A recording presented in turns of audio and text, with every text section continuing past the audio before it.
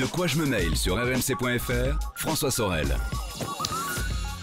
Bonjour à vous toutes et à vous tous, merci d'être là comme chaque vendredi, vous le savez, de quoi je me mêle, toute actualité des nouvelles techno. En ce 1er février, je suis très heureux de vous retrouver. Votre rendez-vous tech du week-end sur rmc.fr, la version audio, la version vidéo sur 01nettv.com et sur la chaîne YouTube 01net TV.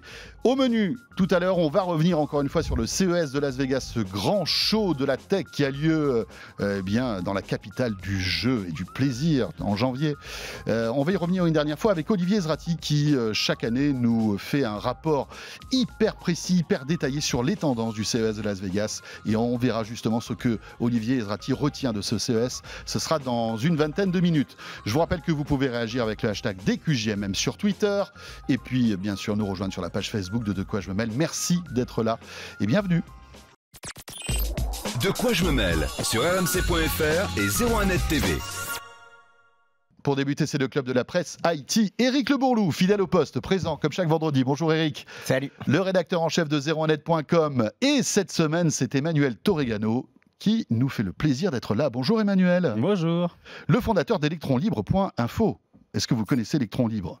Moi, oui. Ah bah oui, puisque c'est toi qui l'as créé. Oui, mais il y a 11 ans. Pas. Il y a 11 ans Il y a maintenant. 11 ans déjà. Oui, c'est son anniversaire. Et est-ce que cet électron est toujours aussi libre avec ses 11 ans? Ah, c'est vrai que c'est difficile. C'est la question philosophique. Oui, ça peut s'ankyloser avec le temps, mais on essaye.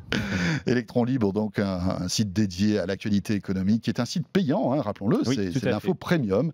Mais si vous êtes un fan à la fois d'actu high-tech, de scoop liés à l'éco, c'est Electron Libre qu'il faut aller lire. En priorité 01net.com. On est d'accord qu'il est gratuit. Hein. Eric, j'ai pas envie aussi, après que je dise, attendez, tout ça, il y a une concurrence entre les deux. Hein. Mais c'est vrai qu'Electron Libre est un très bon site, on peut le dire. Voilà. Est-ce que tu peux dire que 01net.com est un très bon site aussi? Oui, tout à fait. Voilà, oui, tout le monde est d'accord. Oui. Tout le monde est... voilà, après toutes ces gentillesses et ces courberies, on va dire, eh bien, il est temps quand même d'attaquer le menu de ce de quoi je mêle. On va évoquer l'actualité de la semaine et on va commencer, Eric, par le bug FaceTime. Eh oui, c'était... Ça fait couler beaucoup d'encre. Ah bah oui, c'était, on va dire que oui. Et dont Emmanuel Torregano est très impatient de réagir. On va le retrouver dans un instant sur ce sujet, bien évidemment. Il me tarde d'écouter son analyse pertinente. Non, mais c'est vrai que lundi, c'était la journée nationale de la confidentialité des données. C'était assez génial. C'est ça. Et ce jour-là, lundi dernier, on l'apprend, mais on le savait déjà, enfin certains le savaient déjà, qu'un bug majeur existe sur FaceTime. C'est un bug énorme. Énorme. C'est pas un petit bug, c'est quelque chose d'énorme puisque ça permettait tout simplement, si vous initiez une conversation vidéo FaceTime avec un correspondant, de pouvoir écouter et voir via son téléphone, via son iPhone, sans même qu'il ne décroche. Donc, c'est-à-dire qu'en lançant l'appel, c'est comme si je passais un appel téléphonique et qu'en appuyant sur le bouton pour passer l'appel, j'entendais déjà la personne qui était à l'autre bout du téléphone, alors qu'elle ne sait pas qu'elle est avec moi. Pour la personne en face, l'appel est en attente, alors qu'en fait, vous pouvez voir, vous pouvez écouter sa conversation et éventuellement voir au travers du capteur de son téléphone.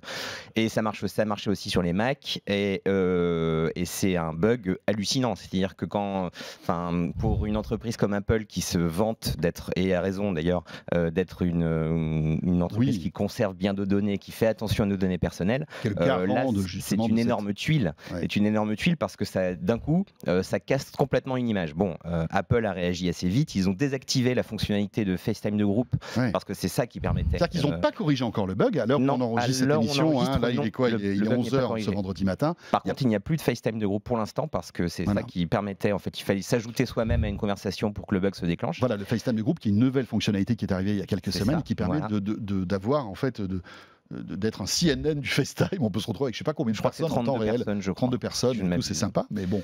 Mais voilà, et donc cette fonction est désactivée en attendant, côté serveur, un patch pour corriger ce truc qui est très très gênant quand même. Apple a réagi là-dessus ou pas? Alors oui, ils ont réagi, ils ont dit qu'ils étaient en train de travailler sur un patch. Le vrai problème, c'est que là, il y a eu quelques articles de presse qui en ont parlé, puis ça s'est amplifié, mais Apple était au courant depuis très longtemps, en fait depuis au moins plus d'un mois de ce bug, puisque il y a une mère de famille qui avait contacté Apple pour dire mon fils Oui, vient de... cette maman avait détecté le bug en Voilà, fait. bah, c'est tout simplement son ado qui, en jouant avec FaceTime, avait découvert ce problème.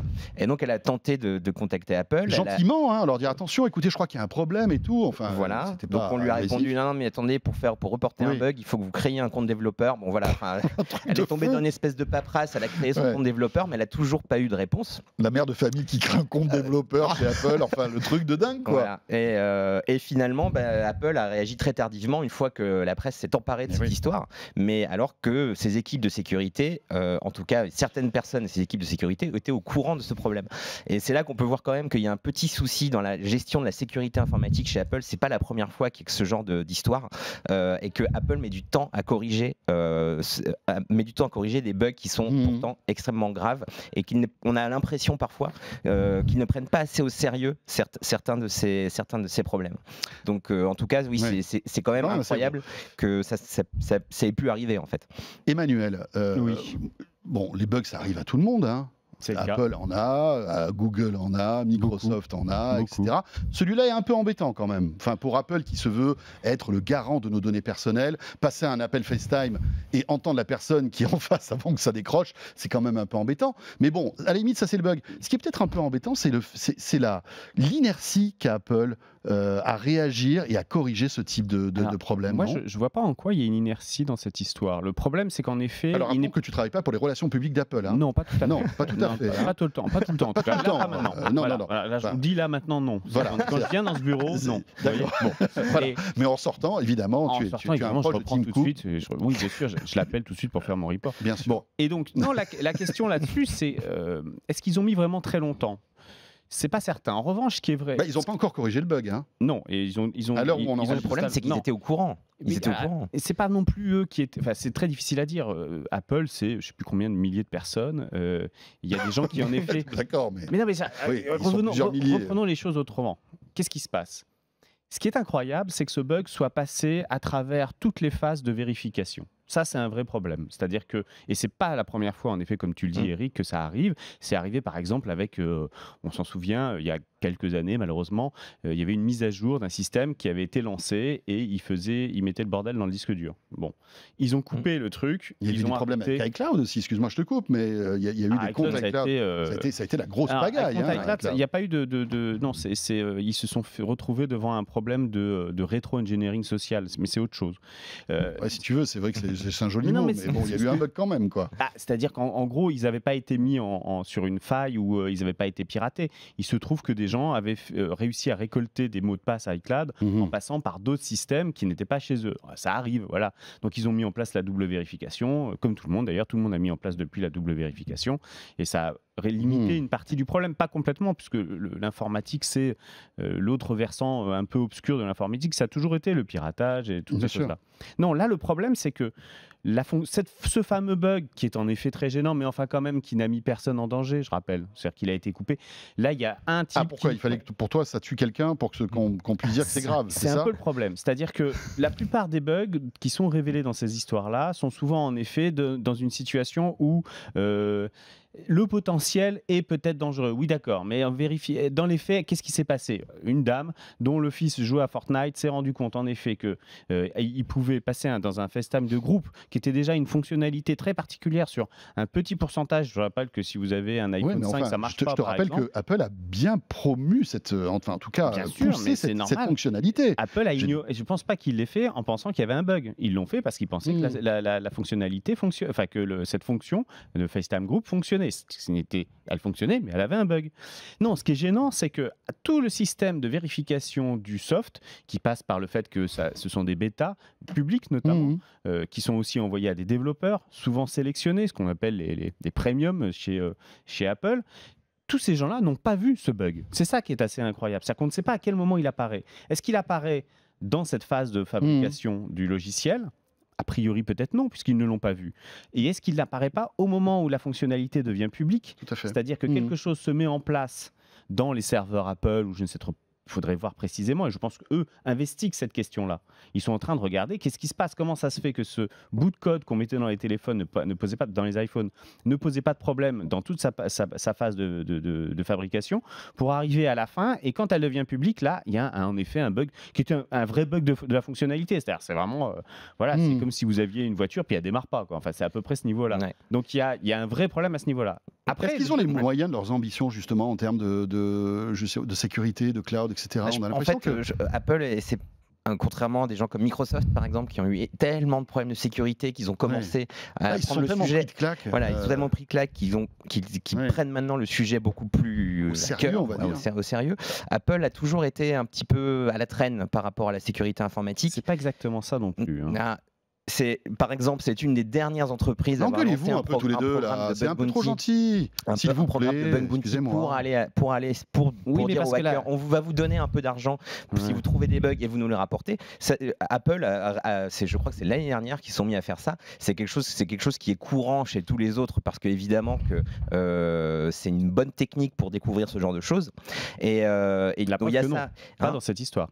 Ah non, dans cette histoire, non, parce qu'il n'y avait même pas besoin d'un quelconque hack, ça a pu être fait par un adolescent. Au moment où la fonctionnalité a été mise dans le public, c'est ça le problème. Mais c'est encore plus grave, parce que là, il n'y a même pas besoin d'aller traficoter le code ou essayer de trouver un moyen contourné. C'était limite une fonction. C'est une maman qui a découvert ça, quoi. C'est ça. Oui, voilà, c'est son fils qui voulait faire un Fortnite. Ils ont lancé un FaceTime de groupe en fait pour savoir, et à ce moment-là, il s'est rendu compte qu'il entendait les autres quand il s'est connecté au FaceTime de groupe. Et l'autre souci derrière. Juste pour expliquer. Alors rapidement, parce qu'on va pas. Oui, on va pas épiloguer trop là-dessus parce que il n'en reste pas moins que c'est une anecdote dans cette histoire, que dans 2 mois, quand FaceTime du groupe reviendra, tout le monde sera très content. Mais dans cette histoire, la vraie question qu'on peut se poser en effet, c'est est-ce que la remontée des bugs qui est faite à travers la phase de bêta-test du logiciel est suffisante ou pas? Visiblement, non. C'est-à-dire qu'en effet, des gens dans le public, au moment où le logiciel devient commercial, peuvent avoir un problème, et il faut en effet mettre en place quelque chose, chez Apple en tout cas, qui soit une remontée de ces informations-là, qui aille jusqu'aux développeurs, qui prennent la décision à un moment ou non d'arrêter, parce que arrêter une fonctionnalité et prendre cette décision-là, il faut remonter très haut dans la hiérarchie chez Apple quand même. Parce que pour revenir sur ce que disait Eric, c'est vrai qu'ils sont peut-être les derniers à mettre en place des trucs comme des bug bounty ou des choses comme ça, mais pourquoi ils font ça? Parce qu'ils estiment que leur travail, c'est pas de faire des logiciels buggés, c'est de faire des logiciels qui sont pas buggés. Et donc, toute leur structure d'investigation et toute leur structure de conception des logiciels doit répondre à cette exigence-là. Oui, mais là, c'est quand même... Voilà. Là, on a la preuve que c'est pas le cas, en tout cas. Peut-être que ce n'est pas dans cette structure-là que ça s'est passé, mais dans autre chose. En tout cas, il faudra attendre de savoir les explications. S'il les donne, je suis pas sûr. Trop d'assurance peut-être de leur part. Moi, je crois pas. Quand on voit, quand ils affichent cette grande pub en plein Las Vegas en disant nous, on fait attention à vos données, les sécurités. Ouais, non, mais là, je suis désolé. Il y avait un problème de confidentialité des données. C'est un problème de confidentialité des données. Il y avait un bug dans une application. Voilà. On ferme la parenthèse. Merci en tout cas d'avoir été un petit peu plus comment dirais-je, modéré sur la promotion d'Apple aujourd'hui, cher Emmanuel. On va enchaîner. Deuxième actu, on taquine, hein, mais c'est aussi ça quand même. Mais moi, je veux bien qu'on taquine la plus grosse boîte du monde, ça me gêne pas du tout. Ben voilà, il le mérite un peu, non? Mais évidemment, on va pas taper sur les ambulances. Et on parle pas des ventes en berne d'iPhone pour ce dernier trimestre. On peut parler Dark Horse. À mon avis, ça va être beaucoup plus rapide. Ça va être très intéressant. Ça va être très rapide en plus. Deuxième actu, qui est lié aussi à Apple. C'est lié à Apple. Il y a plusieurs actus dans cette actu. Mais voilà, c'est une actu. Alors attention, hein, les amis, accrochez-vous parce que c'est quand même, non pas compliqué, mais il va falloir qu'on explique pourquoi il y a eu cet abus en fait, de fonctionnalité et pourquoi ça existe. Tout part de Facebook. Oui, tout part de Facebook, comme souvent d'ailleurs en matière de confidentialité. Eux, ils se posent là aussi, en matière de protection de nos données personnelles. Bon, on parlait d'Apple, mais là, Facebook, c'est quand même... ils sont pas mal pour faire fuiter des données, etc. Et Facebook, effectivement, il y a une enquête, une très belle enquête de TechCrunch qui a quelques jours révélé que Facebook en fait utilisait plusieurs applications sous l'ombrelle de quelque chose qu'ils appellent Facebook Research, mais ils se déguisaient un peu et ils utilisaient des applications pour analyser le comportement d'internautes qu'ils rémunéraient pour savoir un petit peu ce qu'ils faisaient avec leur téléphone. C'est-à-dire que... En gros, moi je recevais un mail de Facebook, hello, t'as l'air cool et tout, je te donne quoi, $20? C'était $20 par mois. $20 par mois. Une belle somme, ouais. Franchement, c'est $20 par mois, c'est un compte Netflix et 3 carambars, hein, quand même. Enfin, Enfin, voilà. Et en échange de ces $20, j'ai droit à quoi, moi, Facebook?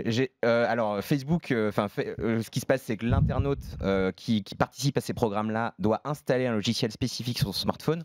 Ce logiciel est en mesure de capter, de récupérer tous les flux internet échangés entre son smartphone et le web. Donc du coup, à peu près tout ce qu'il fait sur son smartphone en matière de connexion, toutes les applis qu'il utilise, tous les messages qu'il échange, ça peut être transmis à Facebook. Imaginez que toutes les données qui transitent sur notre iPhone ou même Android, ce soit une autoroute, et ben imaginez qu'il y ait des gardes qui surveillent en fait toutes les données qui circulent, arrivent à les identifier. Et en théorie, tout ça est chiffré. Enfin, la plupart de ces flux sont chiffrés, et avec ce genre de technique, ça permet à Facebook de voir à peu près tout ce qu'on fait. Facebook ça fait longtemps qu'ils font ça. Ils avaient un VPN avant qui s'appelait Onavo, qui n'était pas brandé Facebook, et VPN gratuit, téléchargez-le, machin. Une fois que vous installiez ce VPN, vous communiquiez en fait vos informations de surf, d'utilisation d'applications à Facebook. Et on dit d'ailleurs que c'est grâce à Onavo que Facebook s'est rendu compte que WhatsApp gagne en usage.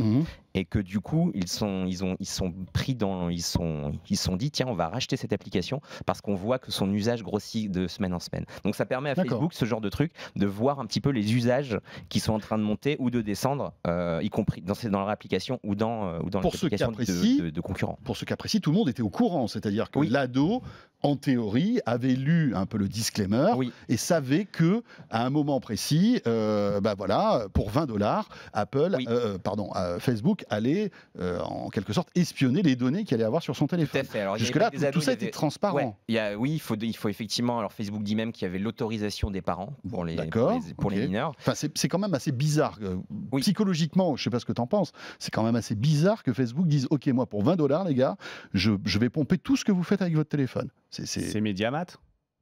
Pas tout à fait. Mediamat, c'est quoi? C'est un appareil qui est sous ta télé et qui sait ce que tu zappes. On est d'accord. Là, c'est un peu moins toutes tes données quand même. C'était SMS, c'est ce que tu fais sur les applis, c'était des placements, c'était mail. Enfin, c'est quand même assez impressionnant, non? Oui, tout à fait. Ce qui est bien, c'est que ça donne un ordre d'idée de combien ça vaut. C'est-à-dire que si ça vaut vraiment 20 € par mois, tout ça, c'est pas très cher. Ah ouais. Moi, je trouve qu'on fait beaucoup de moi, je pense que tes données personnelles valent un peu plus quand même. Mais je les monnaierais bien plus cher que 20 €. Bien plus cher que ça. Au moins 30 ou 40. Moi, mais si c'est les petits jeunes, ça vaut $20, ça vaut pas très cher.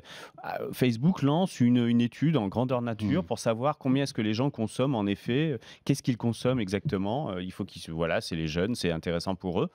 Ils les payent pour faire ça. Le vrai problème, comme tu l'as souligné, c'est est-ce que les parents sont d'accord, parce que ça c'est obligatoire. Alors visiblement oui, c'est ce que tu disais, Eric. Les parents étaient d'accord parce que c'était des ados, donc pas majeurs. Voilà, on va voir ça. Pas que des ados, on ne sait pas encore vraiment complètement sur cette histoire-là. C'est ce que Facebook dit. C'est ce que Facebook dit. C'est leur défense. Là-dessus, ils ont peut-être raison, ils n'ont peut-être pas raison. On ne sait pas. Mais alors, ça, c'est la première partie de l'histoire.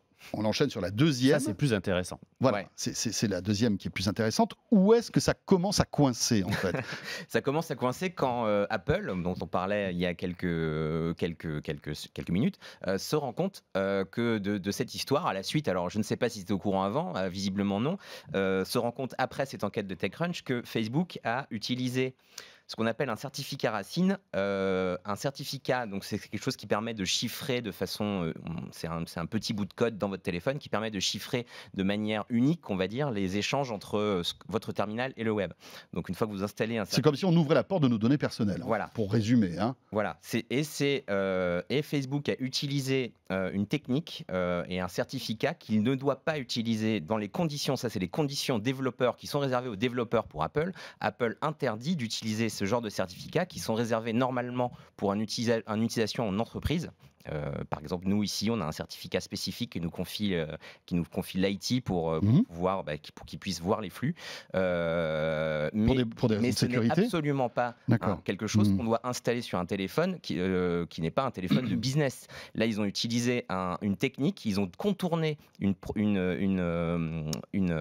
règlement d'Apple pour en fait pouvoir siphonner, observer ce que faisaient des utilisateurs. Ils auraient pu le faire si c'était dans le cadre de leur entreprise. Ils auraient très bien pu utiliser un certificat comme ça, ce qu'ils font d'ailleurs par ailleurs pour les applications internes de Facebook et les terminaux qu'ils donnent aux gens, mais ils n'avaient pas le droit de confier ça à des gens comme ça, des utilisateurs lambda et a fortiori à des adolescents.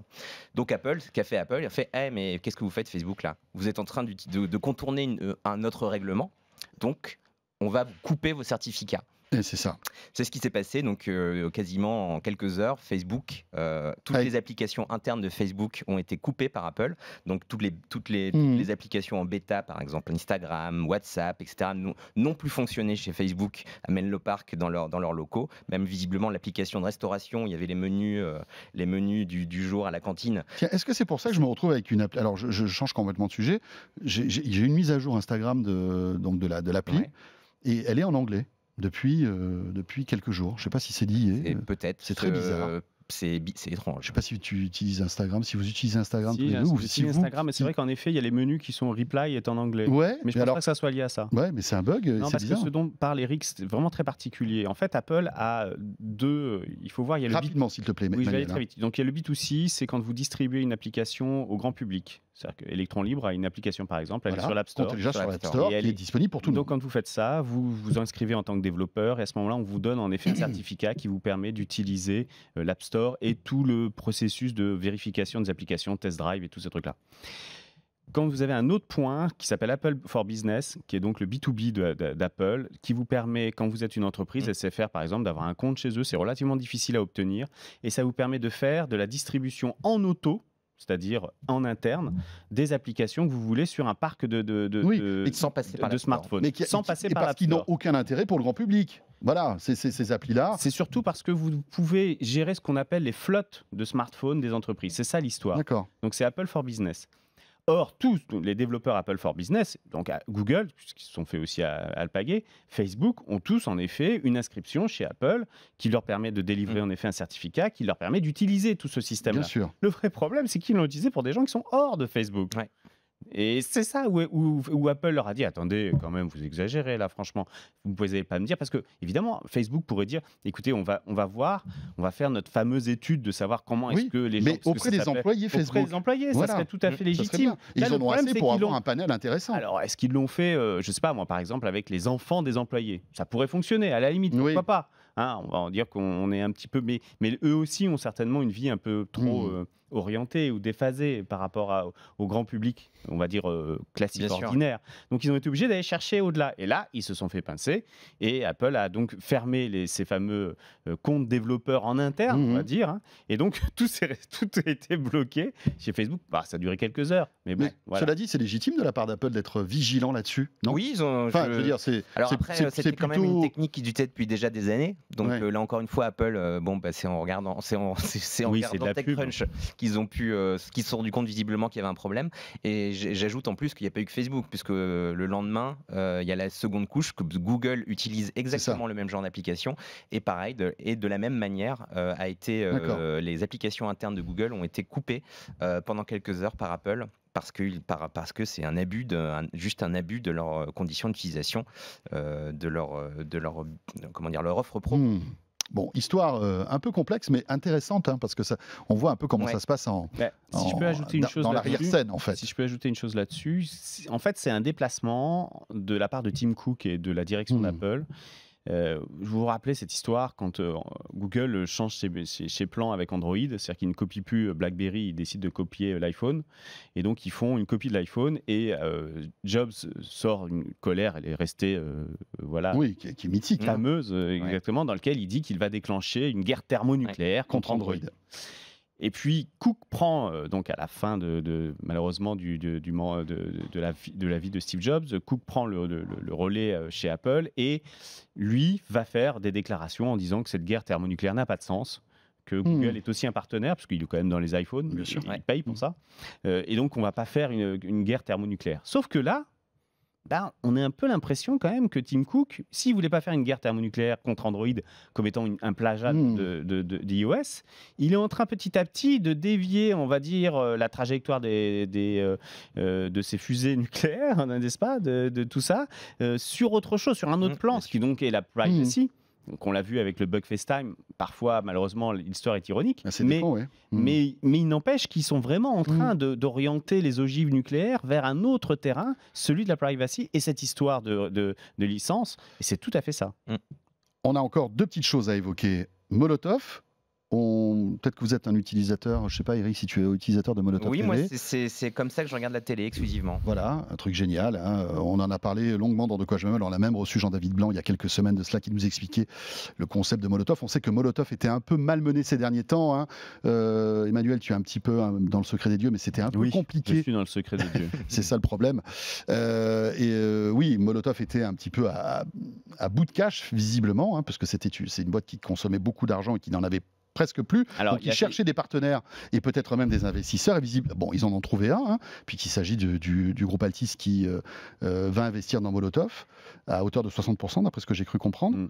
Bonne chose, mauvaise chose. Alors rappelons on fait partie de l'actionnariat d'Altis, hein, Next Radio TV. Oui, donc Eric va pas parler. Et donc, non, mais pourquoi Bien sûr, Si, on peut parler. On peut en parler sans problème. Parce que je passe pour un pro Apple, mais c'est quand même lui qui a un portable Apple. Moi, j'en ai pas. Bon, bref. Alors, tu l'as pas là. Non, je l'ai pas là. Enfin, je rappelons ne que les ai tu dors pas là. sous un poster Apple. Je les ai pas là. Ah oui, comment tu sais ça? Je le sais très bien. On dévoile les choses. Oui, oui. Alors, Molotov, c'est en effet, c'est une super idée sans financement. Donc c'est une vraie histoire, c'est-à-dire Jean-David Blanc, Pierre Lescure et tout ça, qui sont des gens remarquables, se disent à un moment, il y a un problème de visibilité des contenus à la télévision. Et il y a un second problème, c'est-à-dire qu'il y a plein de choses à voir à la télévision avec le replay, avec toutes les chaînes et toutes ces choses-là. Il y a plein de choses à faire, mais c'est jamais mis vraiment en valeur. Donc ça, c'est la première idée de Molotov. Et la deuxième, c'est on est en train de basculer dans le monde de ce qu'on appelle l'OTT. C'est-à-dire qu'en gros, la télévision ne passe plus par l'antenne râteau et qu'on connaissait très bien jusqu'à présent, mais elle passe par les réseaux Internet, par l'IP. Et donc, elle va commencer à se disséminer dans plein de choses. Netflix, toutes ces choses-là, ça reste de la télévision.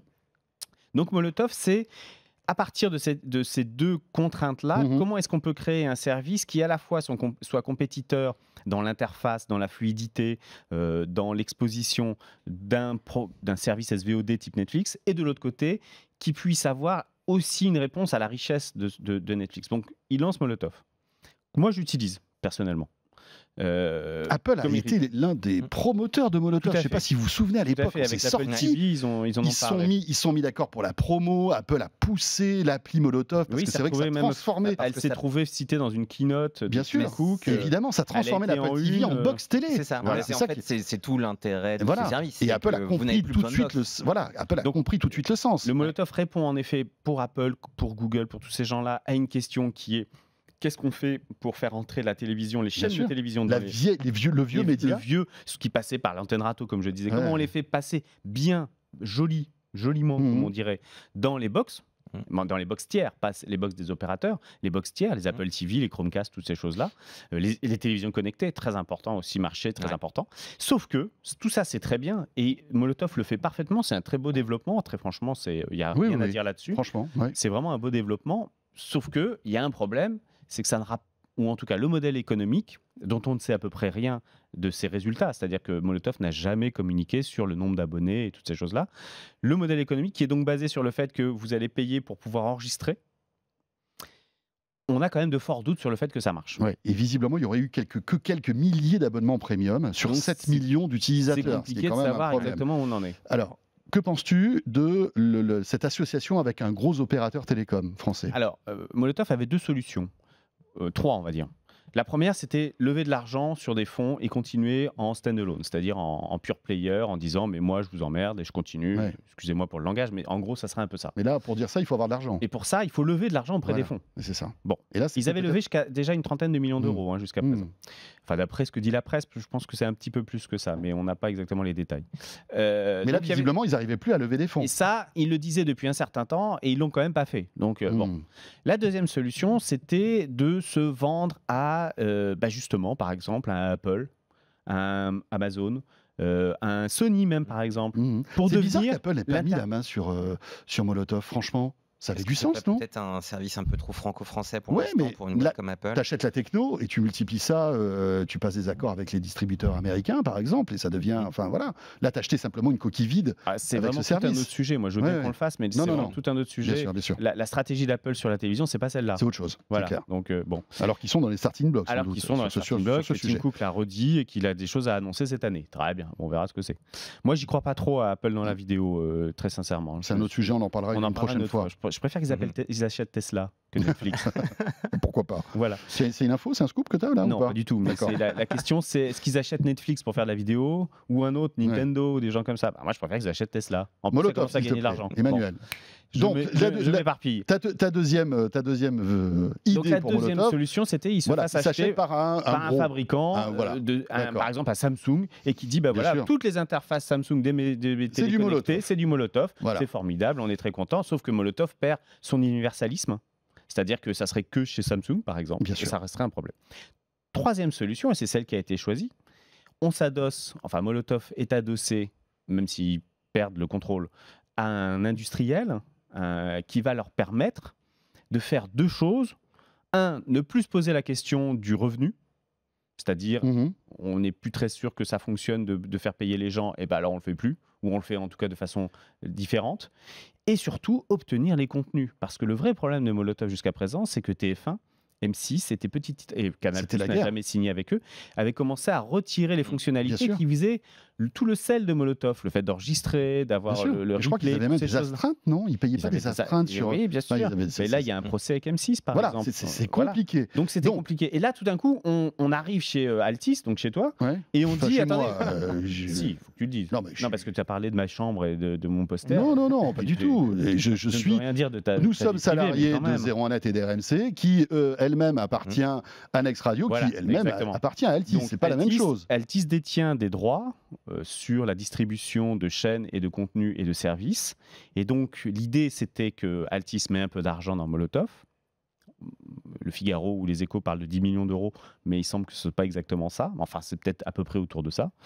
Et puis, de l'autre côté, il y a un échange intéressant qui est que Altis apporte ses droits à l'utilisation de Molotov. Donc, sur Molotov, on risque de voir arriver RMC Sport, on risque d'arriver Canal+, on risque de voir arriver toutes les fonctionnalités qui avaient disparu de TF1 et d'M6. Travailler déjà avec tous ces fournisseurs de contenu. Donc, on peut imaginer que ça va faciliter l'arrivée de ces contenus-là sur Molotov et déstresser un peu tout ça. Altis a promis que Molotov garderait, son autonomie, c'est-à-dire que l'équipe reste en place, et deux, son universalisme, c'est-à-dire que normalement, ça ne devrait pas être, ou en tout cas, pas complètement, peut-être qu'il y aura des fonctionnalités qui seront uniquement pour les abonnés SFR, mais c'est pas sûr. Logiquement, on devrait rester sur un universalisme du produit. Mais est-ce que la prochaine box SFR ressemblera à Molotov? Sans doute. Il y a des chances. Il y a des chances. Bien sûr. Il serait bête chez SFR de ne pas en profiter. Si j'ai bien compris, grosso modo, tout ce qui sera OTT chez SFR sera ou passera par Molotov parce qu'ils savent faire. Ouais, mais c'est vrai que ça peut être pas mal d'avoir une interface sur les box SFR, Molotov,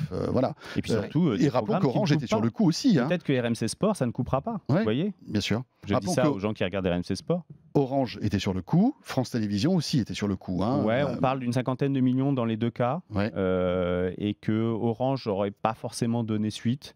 Et France Télévisions, alors là, c'était vraiment très très compliqué parce que ça passe par la politique. Alors là, vous voyez, il faut demander tout en haut pour savoir si on a le droit de mettre de l'argent. Et puis après, il faut que ça redescende. Dans un champion français, vous imaginez un peu le. Puis il faut encore envoyer des fax pour avoir des autorisations, je pense, là-bas. Bien sûr, il y a même des sémaphores, je crois, au-dessus. Des sémaphores, en effet, exactement. On traduit le fax en sémaphore après.